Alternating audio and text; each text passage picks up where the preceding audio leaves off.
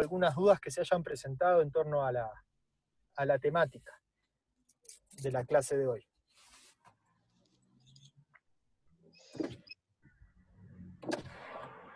Yo tengo una duda en particular. ¿Quién habla? Dacuña. Dacuña, cuénteme. La audiencia preliminar. Perdón, Dacuña. Victoria, ¿empezás a grabar? Ya está grabando, profe. Ah, está, perfecto. Adelante, Dacuña. En la audiencia preliminar, cuando una de las partes no tiene asesoramiento legal, o sea, no va a su abogado, la contraparte, ¿no? Está alegando los hechos y demás, y esa persona que no está con su abogado no puede oponerse a nada ni ratificar nada, queda como una piedra ahí en la audiencia. Está muy buena su observación. Me dio gracia eso de la piedra. Mire, la cuestión era así. Antes de la sanción de la ley 19.090, la doctrina se preguntaba acerca de esto. Al no comparecer la parte en forma con el requisito de la asistencia letrada previsto en las normas generales del 36 del CGP, si eso podía considerarse una incomparecencia. Por tanto, para el actor acarreaba el desistimiento de la pretensión y para el demandado la aplicación de la regla de la admisión con todos los límites que ustedes ya conocen. ¿Qué hizo la ley 19.090? Fue evitar esa interpretación posible y decir que si estaba la parte sustancial, no podía considerarse que hubiera incomparecencia.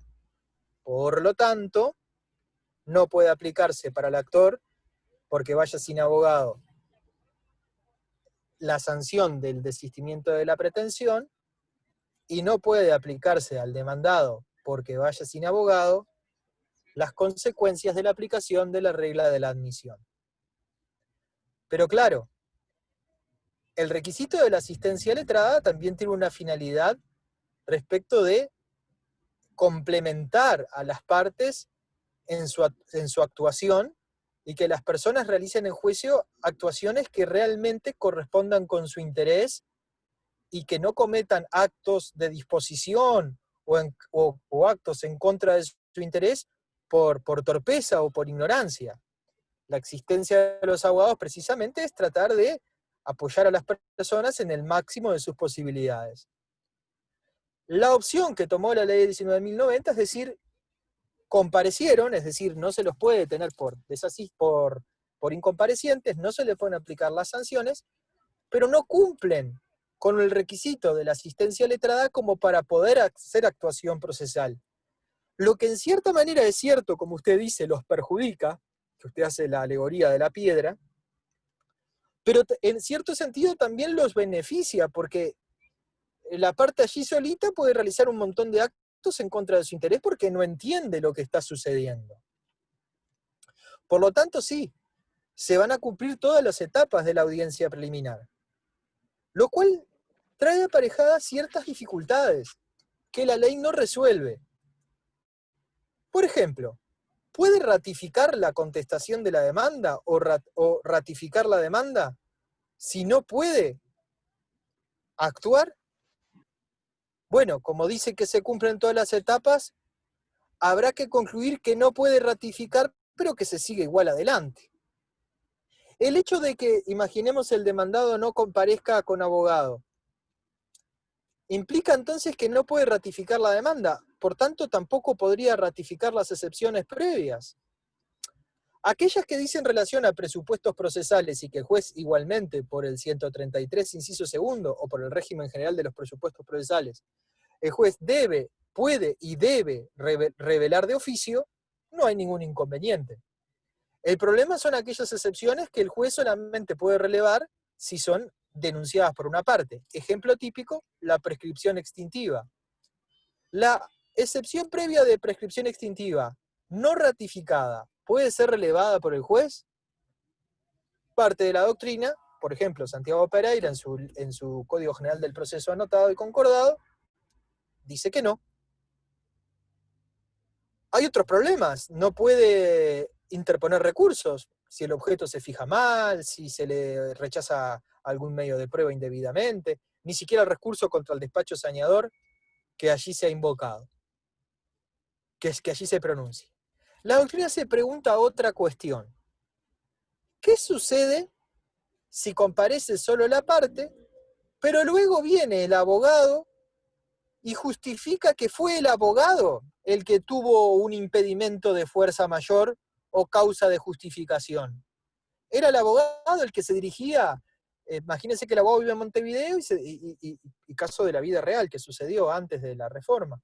Y el abogado se va dirigiendo rumbo a Punta del Este en la ruta, salió 3 horas antes, o sea, con un margen súper diligente, y tiene un accidente en la ruta interbalnearia.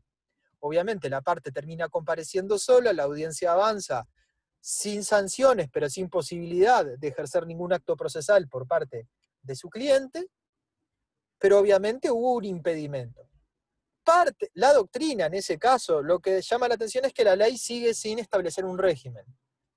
Santiago Pereira, por ejemplo, en su código anotado, sostiene, si mal no recuerdo es él, y si no le estoy atribuyendo una opinión, pero sí es mi opinión, sostiene que el régimen de justificación previsto para la parte sustancial debería también considerarse aplicable para el abogado por aquello que dice el 98, de que al impedido no le corre término, al impedido no le pueden, a quien está impedido, no se le puede acarrear una consecuencia. Por lo tanto, en ese supuesto podrá venir el abogado, dentro del plazo del recurso, a denunciar, no queda claro si por incidente o por recurso, o presenta las dos cosas y ve lo que hace el juez, a denunciar y aprobar su impedimento que pueda ser causa de justificación o el hecho concreto de una fuerza mayor, y en ese supuesto lo que va a lograr, si le dan la razón, es reeditar la audiencia con la posibilidad sí de defender a su cliente. Allí la doctrina también se divide, ¿se reedita toda la audiencia? Bueno, o por lo menos se reedita aquellos actos que el abogado pretende realizar y no pudo realizar.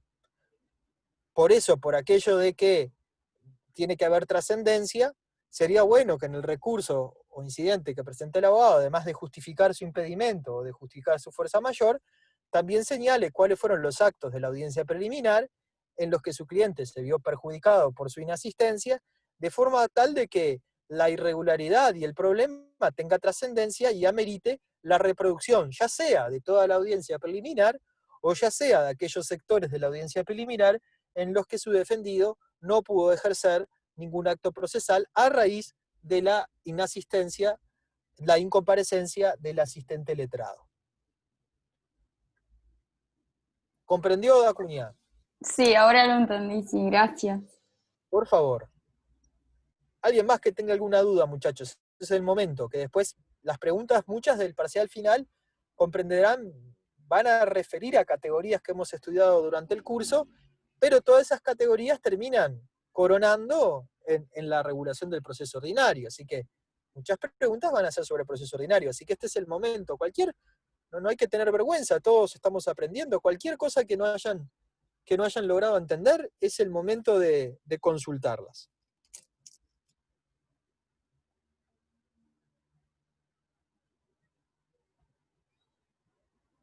Santiago. Profe, sobre la alegación de hechos nuevos, el 341.2, ¿cuál es la posición de la doctrina que tengo que tomar como dominante o lo que realmente se hace?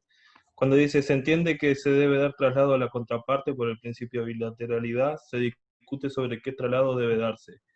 La parte debe pronunciarse en el momento, se debe dar traslado por 6 días o se debe conferir traslado por 30 días. ¿Cuál es lo que se hace realmente? Bueno, mire, si estamos hablando de la alegación de hechos nuevos fuera de audiencia, supóngase que antes de la audiencia preliminar la parte presenta un escrito denunciando un hecho nuevo, lo cual es posible, o aún después de hechos gnoseológicamente conocidos, valga la redundancia, luego de la audiencia, o fenoménicamente ocurridos luego de la audiencia. Si la presentación es por medio de un escrito, allí no hay ninguna duda. Eso es un incidente fuera de audiencia, tema que vamos a estudiar en la clase la próxima no, en la clase subsiguiente. Es un incidente fuera de audiencia. Y la estructura del incidente fuera de audiencia está en la ley procesal, ustedes la van a estudiar la clase que viene. Es demanda, traslado por 6 días, admisión y ordenamiento de prueba, audiencia y sentencia. Así que si el hecho nuevo es alegado fuera de audiencia, no hay dudas de que eso es plantea un incidente innominado que se rige por el trámite demanda, traslado por 6 días, ordenación de la prueba, diligenciamiento en audiencia, sentencia. El problema que usted plantea se produce cuando el hecho nuevo es denunciado en una audiencia, en cualquier audiencia. Pero precisamente me imagino que usted está preocupado cuando se denuncia en la audiencia preliminar. Si estrictamente analizáramos la cuestión, diríamos que la denuncia de un hecho nuevo en una audiencia es un incidente planteado en audiencia. Y el trámite connatural a los incidentes planteados en audiencia es que se plantean en audiencia, se confiere un traslado en forma verbal en la audiencia, se contestan en la audiencia y se resuelven allí. Sin embargo, esto que es muy común para cuestiones menores que suceden a lo largo del proceso, a lo largo de cualquier audiencia se plantean múltiples incidentes que tienen este trámite de mínima bilateralidad. Cuando se trata de hechos nuevos que se denuncian por tener incidencia en el fondo del asunto, lo que generalmente sucede son dos problemas. Que el abogado de la otra parte no está preparado y no conoce sobre lo que le vienen a decir, aunque su cliente que esté allí sí pueda conocerlo, pero no se lo ha explicado, o aún conociendo el punto, no se cuenta con la prueba, porque ustedes saben que cuando yo denuncio un hecho nuevo y ofrezco prueba, el otro al contestar tiene derecho a contraprobar, a ofrecer prueba en contra de lo que se le está alegando. Por lo tanto, en la práctica lo que sucede es lo siguiente. Si en una audiencia se denuncia un hecho nuevo, generalmente el juez le va a preguntar a la otra parte si está en condiciones de evacuar el hecho nuevo. Y a veces sí, a veces la cuestión es muy sencilla, es muy nimia. Hay un problema de procedibilidad del hecho nuevo, ni siquiera se puede denunciar. O uno ya se lo veía venir y fue a la audiencia con el material para poder contestarlo. Y en ese caso, se va a plantear un incidente dentro de la audiencia, se va a evacuar en la audiencia y se va a resolver en la audiencia la incorporación o no de la alegación y su prueba.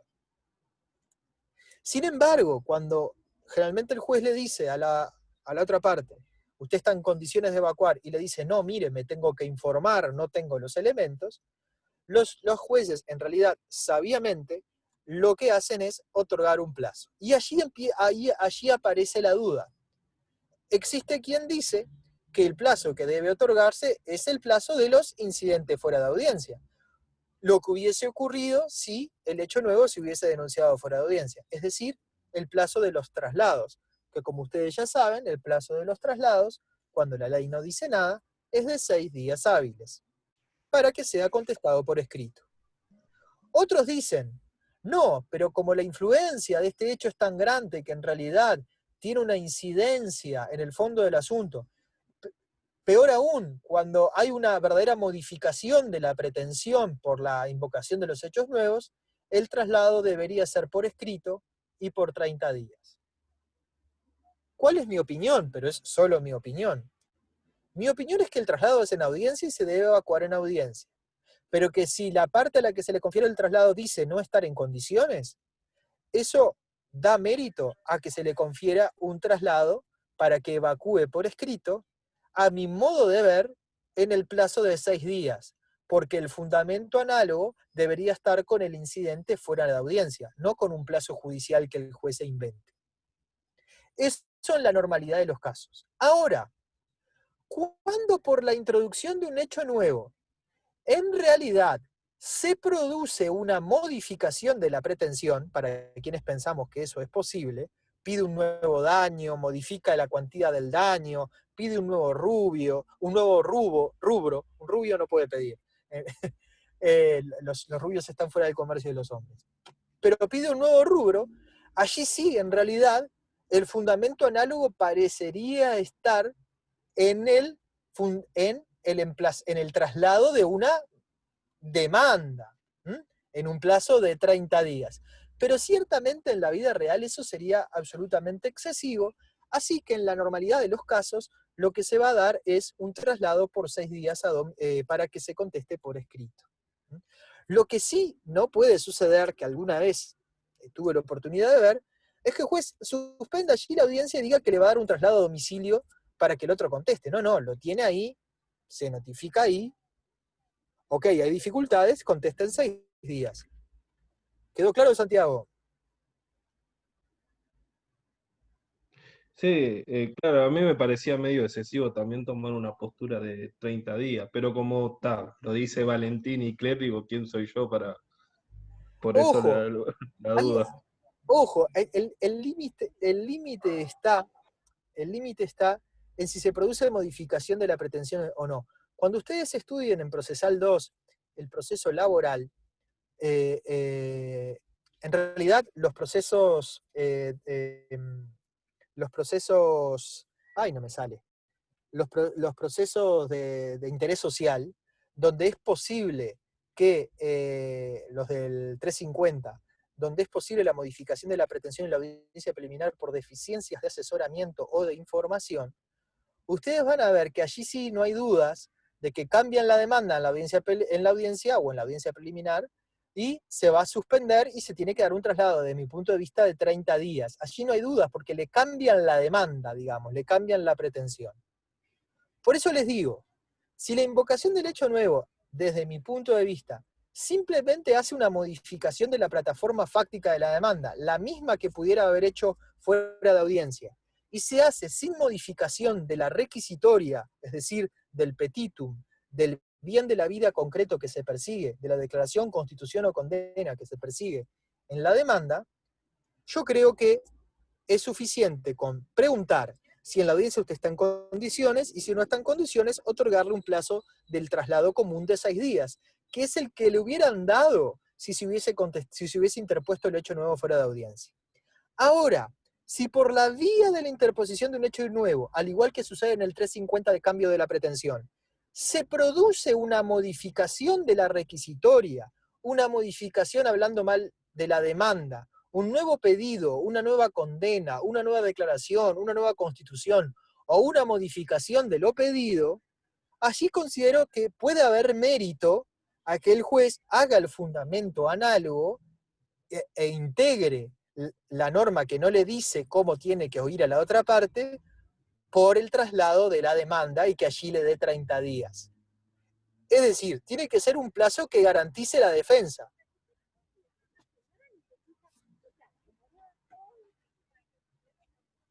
¿Entendido, Santiago? Sí, gracias, profe. Por favor. A ver, alguien más, muchachos. Así nos vamos sacando un poco las dudas que puedan tener para aprender y para las pruebas. Yo, el tema de la incomparecencia. ¿Quién habla? Marta Cabeza. Marta. El diga. tema de la incomparecencia, siempre, ya sea por el tema del fundamento o por la fuerza mayor, ¿hay alguna diferencia? ¿Siempre es con efecto suspensivo o hay alguna diferencia si lo hace antes a la justificación? O sea, sabe que la audiencia está al día, entonces presenta y dice que, bueno, alega que no puede ir por tal motivo. Ahí es efecto suspensivo, al igual que después que no fue a la audiencia. Bueno, la cuestión es así. Debemos, como usted bien intuye, debemos distinguir la situación que se plantea antes de la audiencia que la que se plantea concomitantemente o en momentos, en instantes previos a la audiencia. Sí. Si una parte sabe que va a tener audiencia preliminar dentro de un mes, y ya sabe desde hoy que en ese día no va a poder comparecer porque tiene un tratamiento médico, porque tiene un viaje impostergable al exterior, porque tiene una razón seria, Lo que existe allí es el instituto del motivo fundado. El instituto del motivo fundado puede habilitar a que se solicite el juez el cambio del señalamiento para comparecer personalmente, o que se solicite al juez la autorización para comparecer por representante. Obviamente que este motivo fundado, que se conoce antes, se puede hacer valer directamente en la audiencia, que vaya el abogado con el poder y diga, mi cliente está en Estados Unidos, tiene motivo fundado, no hay manera de que viaje en estas circunstancias del COVID-19, o el monto del asunto no justifica el gasto de venir, no sé cuánto, no sé qué, y que el juez le autorice en la misma audiencia, pero eso es una actuación absolutamente jugada, poco diligente desde el punto de vista profesional, porque imaginen, el juez les dice que no, y entonces ustedes van a comparecer a la audiencia. Después verán con los recursos cómo eso se resuelve. Pero entonces, tanto desde un punto de vista teórico, como de un punto de vista práctico, como el que les daba Juan la clase pasada, si ustedes conocen que hay una razón seria, que no tiene que llegar a los requisitos extremos de una causa de fuerza mayor, una razón seria por las cuales ustedes no podrían o sería muy gravoso que tuvieran que comparecer a la audiencia preliminar, existe el instituto del motivo fundado, que permite en forma previa o concomitante, recomendablemente en forma previa a la audiencia, demostrar al juez esa circunstancia y solicitarle la autorización para comparecer como apoderado. Ese poder va a tener que ser en escritura pública y con las facultades del artículo 39 del CGP, artículo que refiere a la necesidad de contar con facultades de disposición. Porque, ¿qué sucede, muchachos? Para poder cumplir un acto procesal por un mandato, por un poder, uno tiene que tener las aptitudes otorgadas por ese poder que el acto procesal requiere. Entre ellas, las facultades de disposición, porque recuerden que en la audiencia preliminar se está disponiendo todo el tiempo. Se está disponiendo porque se ratifica o no la demanda, se está disponiendo porque se hacen correcciones, aclaraciones sobre la demanda, se está super, mega, hiper disponiendo cuando se celebra la conciliación, se está disponiendo cuando se acepta o se ataca el objeto del proceso, y ya más bien de situaciones procesales cuando se controla el objeto de la prueba y el objeto y los medios de prueba. Entonces, Marta, primer instituto que hay que deslindar, motivo fundado. Otra circunstancia es cuando yo no sabía, no tenía idea de que me iba a pasar algo, y momentos antes de ir a una audiencia, o concomitantemente con la audiencia, en el momento de la audiencia, se produce un hecho que me imposibilita comparecer, y no comparecí. Y allí lo que la ley directamente regula es la causal de fuerza mayor. Causal que conoce todo el derecho sustancial también. Es decir, es un eximente de responsabilidad. En este caso, la fuerza mayor sería la ocurrencia de un hecho irresistible, imprevisible, no culpable y exterior al sujeto que le ha inviabilizado comparecer a la audiencia preliminar. Yo iba caminando en un día de lluvia a la audiencia preliminar y a 5 cuadras del juzgado cayó un rayo y tuve una descarga eléctrica y terminé en un sanatorio. Era imprevisible, irresistible, razonablemente imprevisible, irresistible. La jurisprudencia ha tenido un criterio laxo a la hora de interpretar el requisito de la fuerza mayor, y muchos hechos que desde el punto de vista del derecho civil no serían irresistibles o imprevisibles se consideran así en el derecho procesal. ¿Por qué? Por la instrumentalidad del derecho procesal, porque el derecho procesal no es más que un instrumento para la realización y efectividad de los derechos sustanciales. Pero además la jurisprudencia ha creado otra forma de acreditar la imposibilidad, que para mí es una creación pretoriana, pero que puede, de alguna manera inferirse de la ley, que es lo que se ha dado a llamar causa de justificación. Son hechos que, ni siendo laxo respecto de la fuerza mayor, pueden considerarse dentro de ese concepto. Son hechos de menor envergadura, hechos previsibles, o hechos que tienen que ver con la voluntad de la gente. Por ejemplo, iba al juzgado y choqué y me lastimé, pero yo iba a 180 bueno, eso es un disparate, iba a 90 kilómetros por hora en una zona de 45. En realidad, el hecho era imprevisible, era exterior, no. Usted no llegó al juzgado porque iba a exceso de velocidad y es un imprudente que provocó eso. Eso para la responsabilidad civil tiene sentido, pero para el derecho procesal no, porque lo importante es que quería ir y no pudo ir y tenía voluntad de continuar el proceso. Entonces se ha dado lugar a lo que se llaman las causas de justificación. Tanto la fuerza mayor como las causas de justificación, que son cosa distinta que el motivo fundado, son los que se acreditan a posteriori por medio de recursos, según la solución sui generis que estableció la ley 19.090, para que se justifique la incomparecencia y de esa manera se redite la audiencia, o por lo menos aquellos actos de la audiencia que yo pretendo sean reditados en razón de que no pude ejercer mi derecho de defensa. Esos son los distintos regímenes. Obviamente que la sentencia, la apelación de la sentencia que lo tuvo usted como incompareciente, por ejemplo, si era el actor, y por lo tanto declaró que había el desistimiento de la pretensión, en realidad está atacando una situación que tiende al aniquilamiento del proceso, y entonces la apelación no va a tener otro efecto que el suspensivo, no tiene otra posibilidad.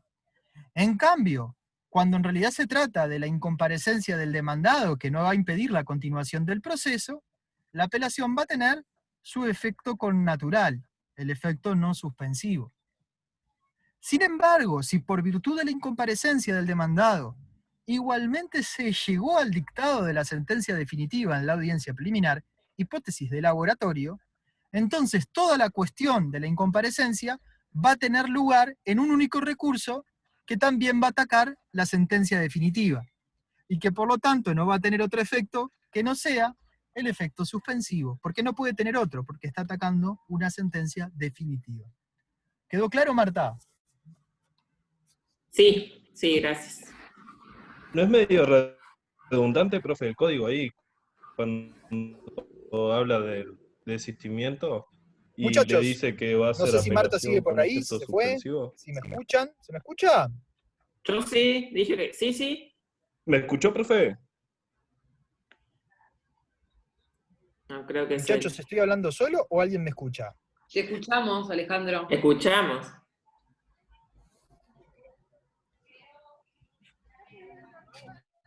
Me parece que es... Victoria. Sí, te estamos escuchando. No sé si nos escuchás. Ah, era un problema mío. No sé, Marta, si quedó claro. ¿Te Sí, escuchás? quedó claro, gracias. Por favor. Muy Profe. interesante sus preguntas. Sí, adelante. Santiago.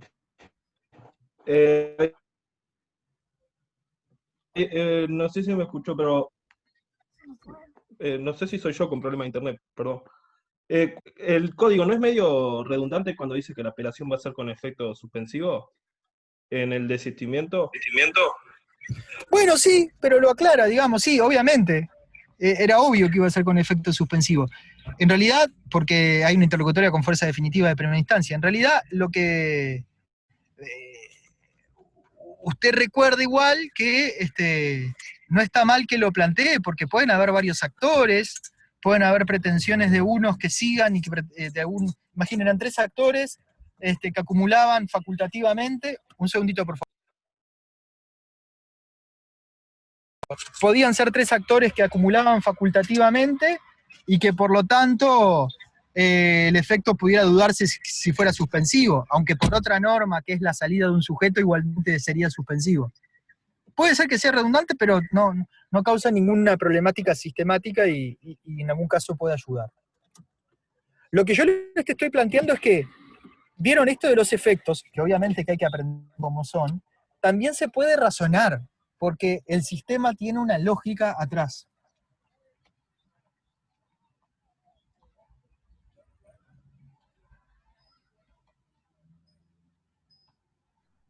¿Alguna duda más, muchachos?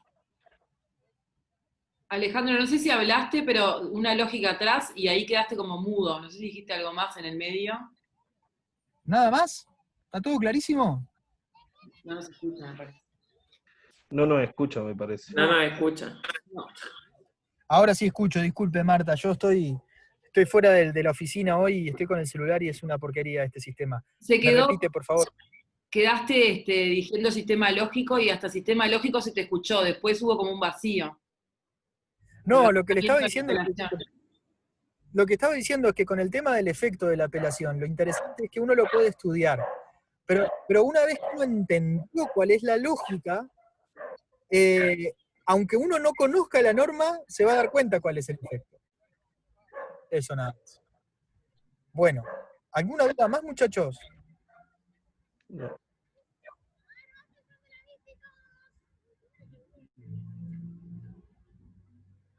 ¿No hay dudas o no estoy escuchando? Yo de mi parte no, pero ¿No? Bueno. No, yo tampoco. Era eso que tenía con el efecto. Bueno, el tema de los efectos de los recursos del despacho saneador, ¿lo entendieron bien? La regla. Vamos a repasar eso rapidito. La regla general del recurso de apelación en la audiencia preliminar, a partir de la diferido. es el efecto diferido. Eso es a partir de la 19.090. Antes de la 19.090 había quienes lo decían, pero la realidad es que la ley no lo establecía así. Era una posición minoritaria. Pero hoy es claro que la ley decidió. El efecto general de la audiencia preliminar es el diferido. Ok. Cuando vamos al despacho saneador, sigue siendo el efecto general el diferido, pero cede a favor del efecto suspensivo cuando el despacho saneador es una interlocutoria con fuerza definitiva que aniquila la instancia porque hace lugar en forma total a excepciones perentorias, a excepciones que impiden la continuación del proceso, como una caducidad total, como una prescripción total, como una falta de legitimación activa total, etc. Sin embargo, si es una interlocutoria con fuerza definitiva porque acoge alguna de estas cuestiones, pero no en forma total, dejando vivas otras pretensiones, el efecto va a seguir siendo diferido. Por ejemplo, acoge la prescripción de los créditos de tal año a tal año, pero no los de tal año hasta otro año, la apelación será diferida. Se interpone en audiencia y se va a efectivizar con la apelación de la sentencia definitiva. Aún siendo el efecto en la audiencia preliminar general, el efecto diferido, si por virtud del despacho saneador o cualquier otra sentencia dictada en esa audiencia, queda fuera del proceso, en realidad fuera de la instancia, algún sujeto, ya sea del polo activo o del polo pasivo, la ley por política legislativa ha optado por el efecto suspensivo de la apelación. ¿Por qué?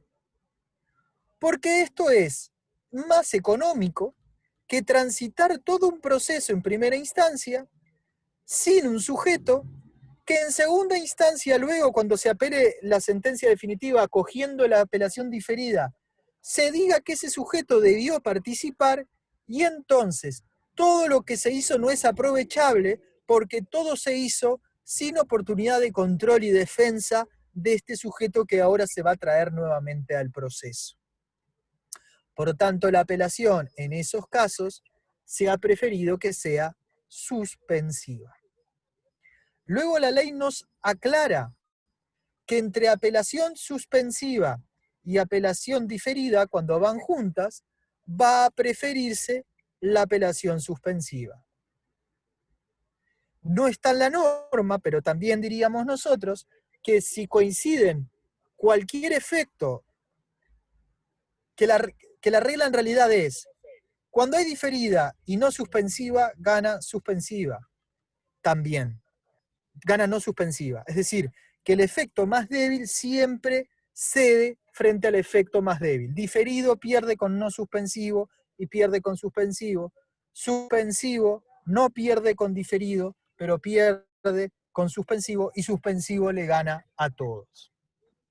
Luego, la apelación de la sentencia interlocutoria que fija el objeto del proceso es con efecto diferido, el efecto general de la audiencia preliminar.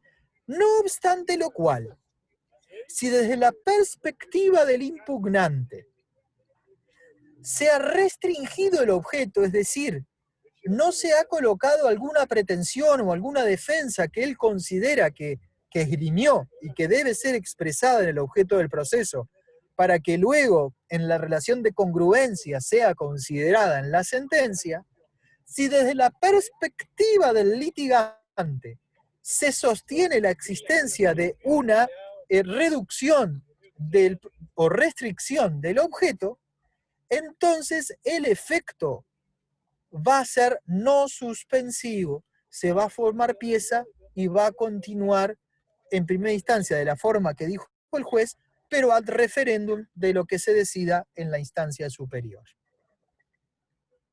Lo mismo respecto del objeto de la prueba. Y finalmente, deslindar lo que es fijación del objeto de la prueba, que es determinar los hechos que requieren prueba, es decir, cuáles son los hechos controvertidos, de otra cosa muy diferente, que son el proceso de calificación y admisión de los hechos de prueba, que en los que cuando se produce error, el efecto de la apelación siempre va a ser diferido. Ya lo era por el 147 en general, pero es el mismo efecto que está previsto como general y no tiene excepciones para la audiencia preliminar. Y allí hemos repasado la cuestión de los efectos de la apelación en la audiencia preliminar, cuestión típica de indagación en las pruebas de examen. ¿Quedó claro? ¿Alguna duda? ¿No? Bueno, muchachos, si no hay ninguna duda, vamos a terminar por acá, porque esta era una clase de dudas, porque los temas ya fueron dados. El día viernes no tenemos clase porque es feriado. El día lunes vamos a tener clase de liquidación de sentencia, que si mal no recuerdo está a cargo de la profesora Leticia Bentancor. Mañana va a estar subido a EVA la corrección de la prueba última que hicimos y también una explicación de la modalidad y fecha de la prueba final que va a ser en los primeros días de julio. Bueno, muchas gracias a todos. Después, Profe, Victoria me tengo manda una última duda. Claro, las que quieran. Adelante. Proceso de ejecución, ¿lo dimos al final? No, proceso de ejecución es así. El lunes que viene vamos a dar liquidación de sentencia. El miércoles vamos a ver procesos incidentales que nos habían quedado colgados por un problema de agenda de los docentes. Y el día viernes vamos a dar las nociones generales del proceso de ejecución. ¿Pero nuestro programa abarca nociones generales o se van a dar solo las generales y hay que estudiar en profundidad todo el proceso de ejecución? No, en las clases subsiguientes vamos a ir con proceso de ejecución. Vamos a ver cuánto podemos dar y cuánto no. De todas maneras, ustedes en Procesal 2 van a volver a ver esta temática. Gracias. Sí. Vimos proceso cautelar, ¿no es cierto? ¿O todavía sí. No? Me parecía. El día que teníamos que dar proceso incidental, que la profesora no podía, yo adelanté mi proceso cautelar. Es verdad. Está. Muchas gracias, profesor. No, por favor. Bueno, chiquilines, un gustazo. Tuve que darles la clase estacionado en una carretera porque vengo de una audiencia en San José. Pero bueno, pudimos dar la clase. Bueno, muchachos, nos estamos viendo. Que pase bien, Gracias. profe. Muchas Chau, chau, gracias. chau. Por favor.